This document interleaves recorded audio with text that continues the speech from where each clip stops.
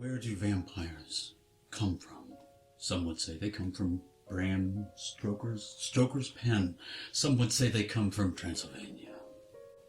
Or Vlad the Impaler, who was a psychopath on a magnitude that really can't be understood. Anytime someone impales 30,000 people in a weekend for fun, that's a psychopathy that I just can't wrap my mind around. But I think that vampires, the myth of vampires, I think that it came, we had fire. We had fire. We were in villages. But before pyramids, before building, when everyone used to have to huddle around the single fire at night, not for story time. They had to huddle around the fire because you didn't walk outside. You didn't walk in the dark for fear that lions and tigers and bears, oh my. If you stepped out into the shadows, there was a good chance that you were not coming back. So how do you keep the children close to the fire?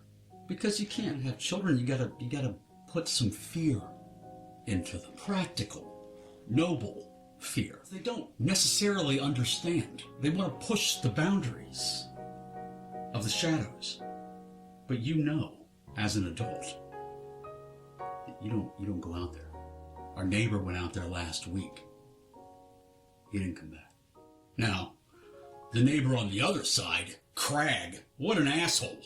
This guy steals all my rocks, just takes them now out of our garage. He comes in, he wants this rock, he wants that rock, he wants to borrow them, he never returns them.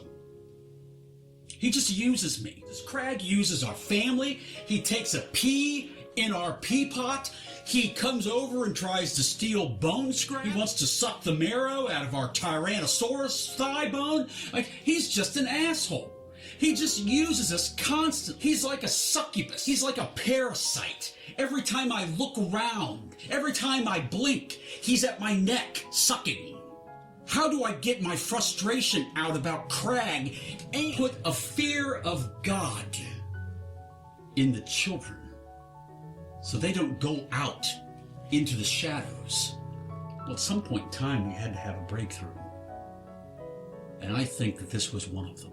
Told a story about Crag. But since Crag's sitting right next to him, he can't be like, this asshole steals all my rocks and you're frustrated, you gotta get this out.